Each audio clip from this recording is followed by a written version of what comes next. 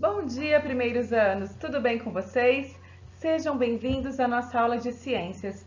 Hoje nós faremos as páginas da 60 a 66 e a página 121 lá das nossas atividades complementares. Nós estamos aprendendo sobre os órgãos do sentido e como nós usamos os nossos sentidos para perceber e nos comunicar com o mundo à nossa volta. Eu farei a leitura de alguns textos, e vou pedir para vocês acompanharem comigo. Aqui na página 60, lá no alto, nós vamos começar a falar sobre a visão. Então, acompanhem a leitura comigo. A visão nos permite enxergar as imagens de tudo que nos rodeia. Por meio desse sentido, podemos perceber as formas, as cores, o brilho, o movimento, o tamanho, entre outras características dos objetos e materiais. Para isso, precisamos ter luz no ambiente, pois nós não somos capazes de enxergar no escuro. Do lado da imagem da menina, nós temos uma legenda que diz assim, os olhos são os órgãos responsáveis pelo sentido da visão. Eles captam as imagens para que possamos enxergar. Abaixo nós temos a audição. Com a audição, nós ouvimos os diferentes sons, sejam eles de um instrumento musical, de carros, do toque do telefone ou de outros objetos, como a televisão. E na legenda da imagem aí do menino, diz que as orelhas são os órgãos responsáveis pelo sentido da audição. Elas captam os sons para que possamos ouvir. Agora nós temos o olfato, e é por meio do olfato que podemos sentir e reconhecer os diversos cheiros, como de sabonete, o de madeira, o das plantas, de perfume, e muitos outros. O nariz é o órgão responsável pelo sentido do olfato. Continuando na página 61, agora nós temos o paladar. Olha só, o paladar é o sentido que nos permite sentir o gosto dos alimentos. Por meio dele, conseguimos diferenciar os sabores, como doce, salgado, amargo e azedo. A língua é o órgão responsável pelo sentido do paladar. Agora nós temos o tato. Por meio do sentido do tato, podemos perceber e reconhecer a temperatura, a textura e a forma dos objetos e materiais, entre outras características. A pele é o órgão responsável pelo sentido do tato. Por meio dela, sentimos o toque, percebemos sensações como frio e quente, e sabemos se um objeto é liso ou áspero. Então, o tato, turminha, uma curiosidade, não é só a nossa mão. Aonde nós temos pele, ou seja, no corpo inteiro nós temos a pele. E a nossa pele, ela possui terminações nervosas, como se fossem sensores capazes de perceber a temperatura, de perceber o toque, de perceber texturas. Então, não é só a mão, é toda a nossa pele, o sentido do nosso tato. Agora, lá no quadro Mais Ação, diz que algumas pessoas podem não ter todos os sentidos desenvolvidos, como é o caso das pessoas com deficiência visual. Elas enxergam muito pouco ou não enxergam nada. Há também pessoas com deficiência auditiva. Elas não ouvem ou têm dificuldade de ouvir. É importante compreender que as pessoas são diferentes entre si e que todas devem ser valorizadas e respeitadas. Então, olha só, turminha, algumas pessoas não possuem todos os sentidos, tem algum comprometimento em algum sentido, como foi citado aqui, a visão e a audição. Porém, essas pessoas com deficiência em algum sentido, ela possui outros sentidos para se comunicarem com o mundo. Por exemplo, a pessoa que não tem a visão, ela não enxerga, ou enxerga muito pouco. Mas ela percebe o mundo, ela usa muito o tato, para perceber as coisas, para tatear, e perceber os objetos, o tamanho, a forma. Ela também usa o olfato, para sentir os cheiros, para perceber os cheiros das coisas, Ela escuta, então ela usa a audição. Então, mesmo com alguma deficiência, essas pessoas, elas têm muitas habilidades e elas conseguem se comunicar com o mundo e também merecem todo carinho e respeito, não é? Agora, aqui na página 62, nós temos o Você Sabia?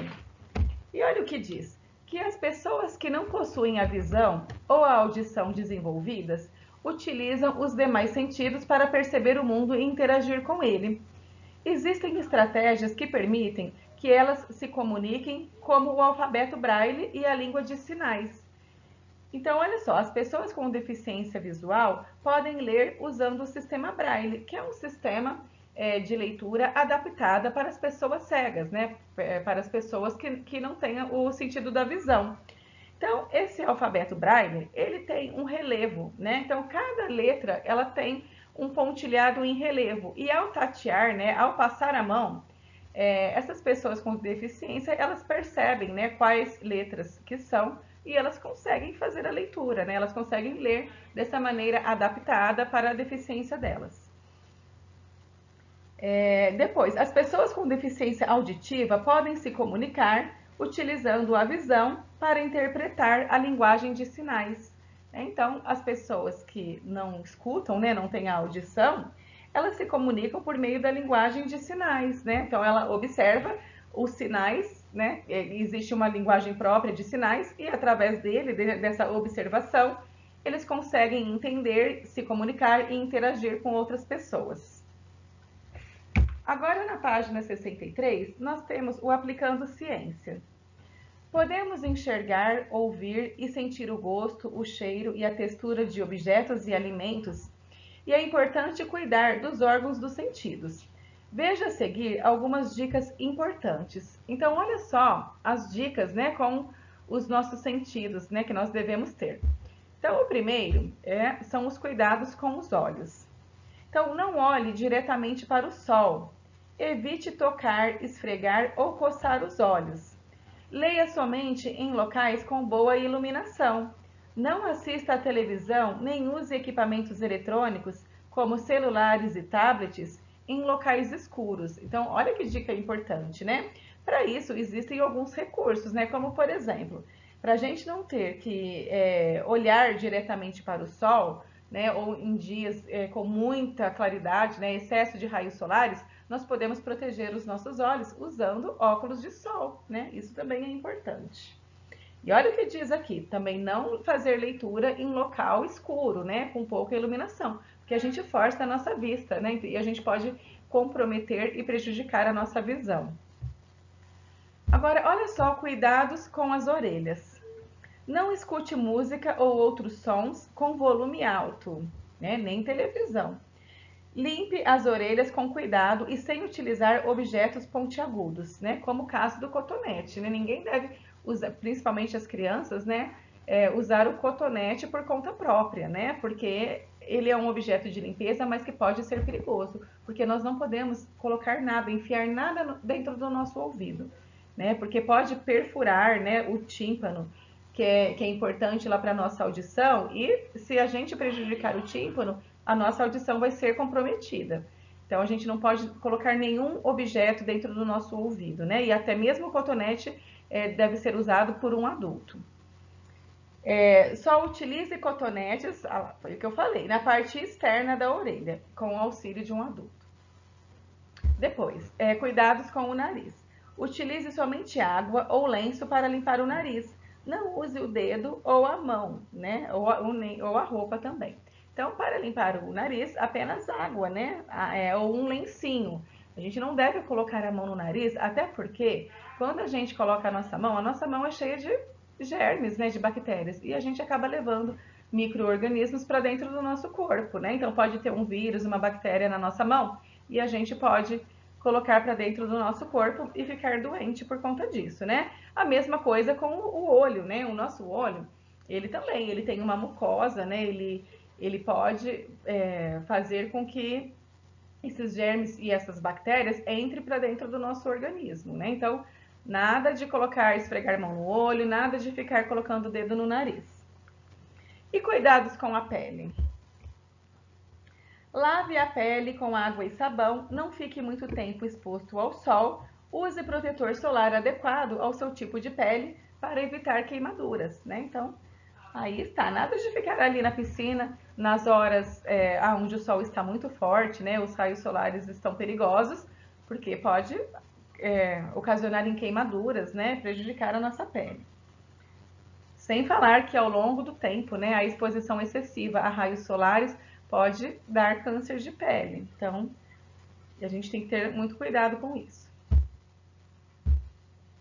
Depois, cuidados com a língua. Escove a língua para evitar que os micro-organismos permaneçam nesse órgão. Tome cuidado com alimentos quentes, pois podem causar queimaduras. Aqui na página 64, no Vamos Descobrir, nós temos uma sugestão de atividade que é para confeccionar uma pipa. É só uma sugestão, caso vocês queiram fazer, inclusive num momento futuro, num final de semana que estiverem ali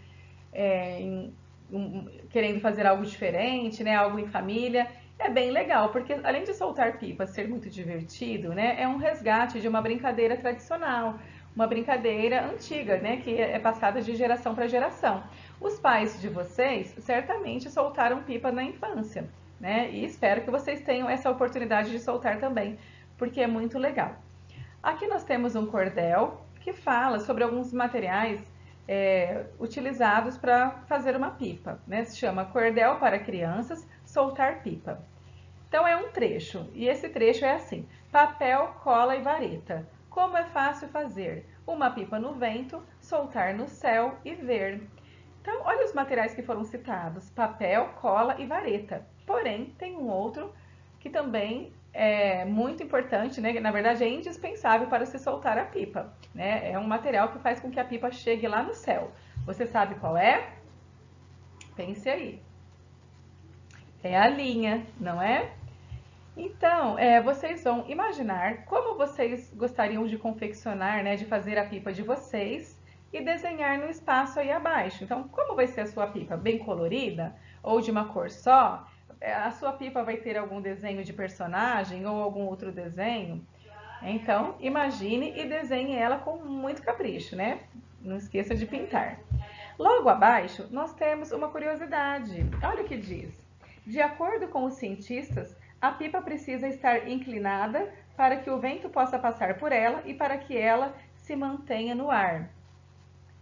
Então, olha aí, tem algumas técnicas, né, para se soltar pipa. E ela estar inclinada é uma delas, né, importante, que faz com que ela se mantenha no ar. Aqui na página 65, no Conecte o Assunto, nós temos aqui algumas dicas e regras importantíssimas na hora de soltar pipa. Porque apesar de ser uma brincadeira muito legal, né, muito divertida, uma brincadeira de criança também, pode oferecer alguns riscos, né? Então, é necessário tomar alguns cuidados que nós vamos ver agora. Então, olha lá, no número 1. Nunca use cerol. Isso pode causar sérios riscos para quem está soltando pipa e ser letal para pedestres, ciclistas e motociclistas. Então, o cerol é uma pasta feita com cola e vidro moído. Essa pasta é colocada na linha, né? E essa linha fica cortante. Então, ela pode ser perigosa. Na verdade, ela é muito perigosa, tanto para quem está soltando, como para quem está eventualmente passando ali por perto e pode se engarranchar, né, e se machucar. Então, dependendo da profundidade do corte e aonde essa linha cortar, né, como o pescoço, pode ser fatal, pode levar à morte. Tá? Número 2. Não faça pipa com papel laminado, né, papel metálico, pois o risco de choque elétrico é grande. Tente fazer a pipa sem rabiola, já que ela pode se prender ao fio de energia elétrica. Então, a rabiola é aquele enfeite da pipa, né? Aquele rabinho que é enfeitado, né, para decorar a pipa. Então, a dica aqui é também fazer a pipa sem rabiola, porque ela engarrancha facilmente nos lugares, né? Engarrancha em telhado, engarrancha em árvore e pode engarranchar em fio elétrico e isso ocasionar choque, né? E é muito perigoso. Número 3. Prefira brincar em locais abertos, como parques e campos, mas não solte pipa em dias de chuva, principalmente se houver relâmpagos, né? Então, na verdade, com a chuva, a pipa nem dá para soltar pipa, né? A pipa vai molhar, vai rasgar, a chuva vai jogar a pipa para baixo, né? Vai forçar a pipa para baixo, ela não vai subir. E, além do mais, ficar na chuva, a gente está exposto a relâmpagos, né? A raios, né? Então, nós podemos tomar um choque por conta de um raio. Depois, número 4. Não empine pipa em cima de telhados ou lajes. De tanto olhar para cima, há risco de tropeçar e cair. Nossa, Muito perigoso, né, turma? Imagina subir em cima de um telhado para soltar pipa. Nem pensar, né? Muito perigoso. Tem risco de queda, né? Vocês vão estar observando a pipa e pode ficar tonto, cair no chão, quebrar alguma parte do corpo, bater a cabeça. Isso também pode ser fatal e levar à morte, né? Então, jamais subir em cima de telhado, que é muito perigoso. Número 5. Tenha atenção especial com os motociclistas e ciclistas, porque a linha da pipa, mesmo sem cerol, é perigosa para eles. Então a pipa, ela pode ser cortante, né, também sem o cerol. É claro que com o cerol ela se torna mais cortante. Mas a linha ela é muito fininha e tudo que é muito fininho pode ser cortante, até mesmo o papel, né? Eu já cortei a mão numa folha de papel. Depois, lá no número 6. Não solte pipa perto de antenas, postes e fios elétricos, pois é grande o risco de ferimentos. Se ela enroscar na fiação, nunca tente tirá-la e sim faça outra. E a número 7. Ao correr atrás da pipa, muito cuidado com o trânsito e olhe sempre para os dois lados, caso queira atravessar.